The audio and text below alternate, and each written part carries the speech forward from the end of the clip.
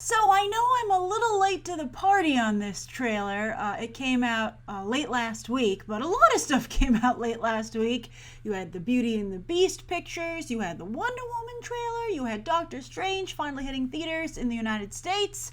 But with all that going on, a series of unfortunate events still found its space because this trailer has done quite well online. In fact, both trailers for this show have done very well online, and methinks Netflix might have a real hit on their hands here.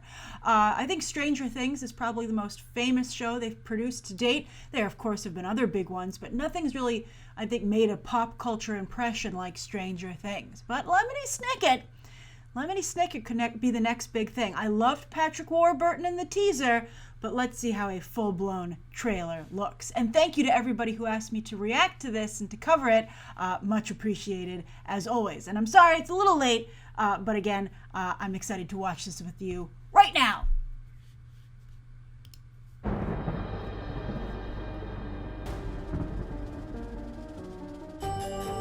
He said specifically he was waiting very eagerly to get his hands on you.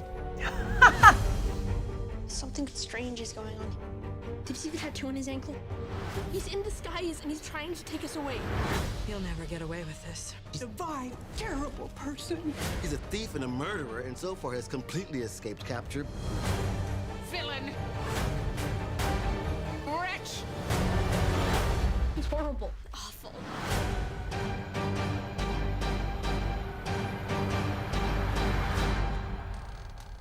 You haven't the faintest idea.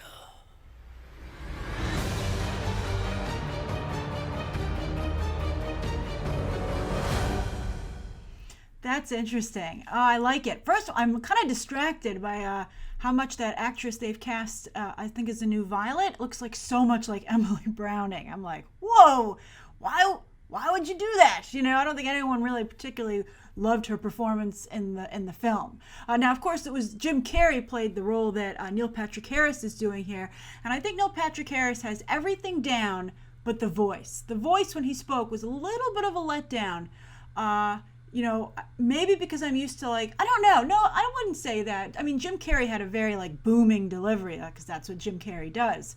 But I just feel it wasn't a strong choice. I think that when you have a character who has so many other strong aspects visually, you know, from the prosthetics that look so seamlessly applied to his face. I mean, I don't feel like he's wearing prosthetics. I feel like that's what the character looks like, to the amazing hair, to the wearing dress shoes without socks. What kind of crazy sicko is he? When he opens his mouth, I think that there should just be some kind of strong creative choice being made there. But I don't feel like there is one. So we'll see how the rest of the performance does. But I thought the buildup was fantastic. And I love how much money they've spent on this. I'm very, very excited to see it. They've spent so much on The Crown. I mean, money is clearly no object over at Netflix.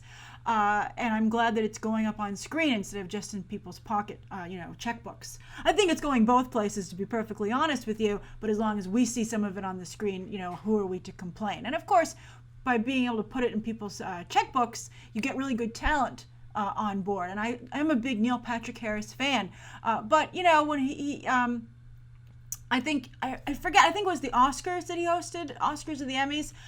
It was not great.